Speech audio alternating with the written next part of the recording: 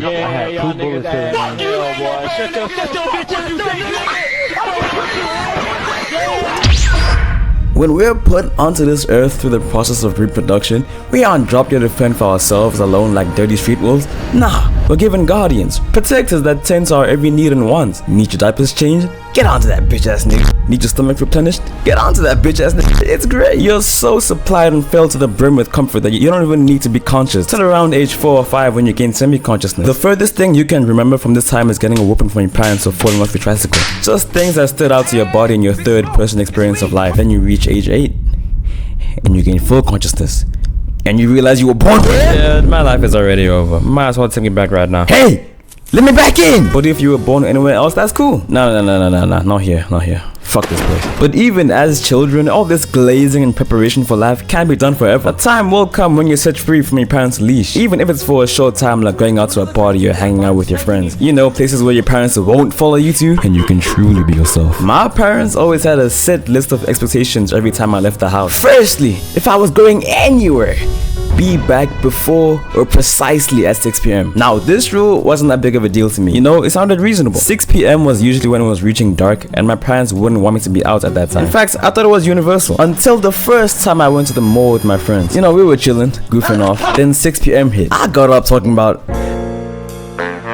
well, gentlemen, that was a swell excursion we took part in today, shall I say. It's a shame we all have to depart at this time of the hour, though. Let us meet again in the future, shall we? And my friends looked at me like, what's this nigga on? Then it hit me. Wait, these guys don't have their bags on, or their shoes tied, or their suits freshened up, ready to leave. What's going on here? Turns out I was the only one about to hop out of there and leave to go home, because the rest of these niggas were allowed to stay until 7:30 to 8 p.m. 7:30 to 8? Have you lost your mind? That level of free range was unknown to me. I didn't even know parents were capable of letting their kids be out after 7 p.m. But I guess that was only me. Second rule they had: give contact information of whoever you were going with, birth certificate, passport, all that. My parents wouldn't allow me to go anywhere until they had either met the parents of whoever's house I was going to, or had me send them a bibliography on the teen kidnapping rate of wherever I was going. I don't know if this was a thing for anyone else, but I would always have to send a picture to my parents of me and my friends every hour, and we had to be smiling in the picture to prove I was having fun. I guess they didn't trust that I was just a good boy who was there to have fun. They thought I was fucking with the thug. One time, I did the usual, you know, sent the pictures of the boys having a good time, but on one of them,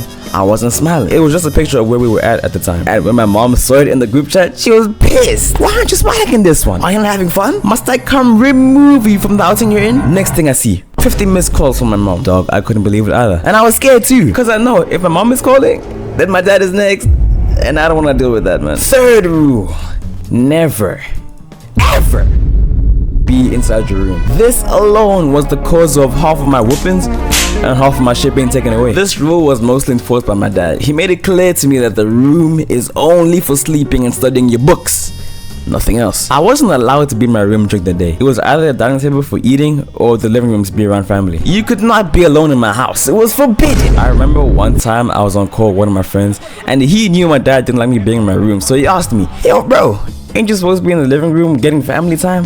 Why are you in here chilling? Nah, it's calm food. My dad's not home right now, he's at work. Mind you, my dad drove the quietest, most silent Mercedes-Benz ever designed in the history of car manufacturing. So I would never know whenever he was coming. The only way I would know is if it was at nighttime and the car headlights shine through the window and I'd see the shadow animation from inside the house. Other than that, I never knew, so I was in my room ovulated on the thought of how safe I thought I was. But oh, I was so wrong.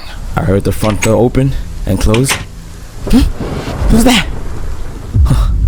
Must be the wind. Man, my back. Come on. Yeah, never breaking that rule again. It's even hard to make YouTube videos with that shit in place. Fourth rule: no buying shit for yourself. You gotta share. Since I was young, my dad was always big on everything in the household being shared. Food, accessories, socks.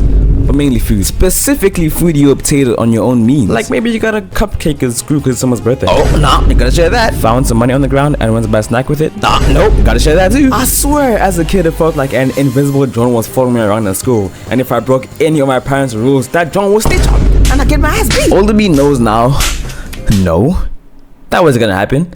That was never gonna happen, dumbass. But even as I'm older and I work for some of my money, I'm still not allowed to buy anything for myself without sharing. Like, I work for that money. Let me buy my Skittles. Nah, they would go as far as to take my card if I had anything from the store that I didn't immediately share with the nation. Crazy. Like, is that normal? That's not normal.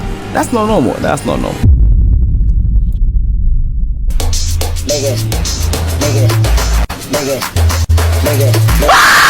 This the biggest bounce of the summer.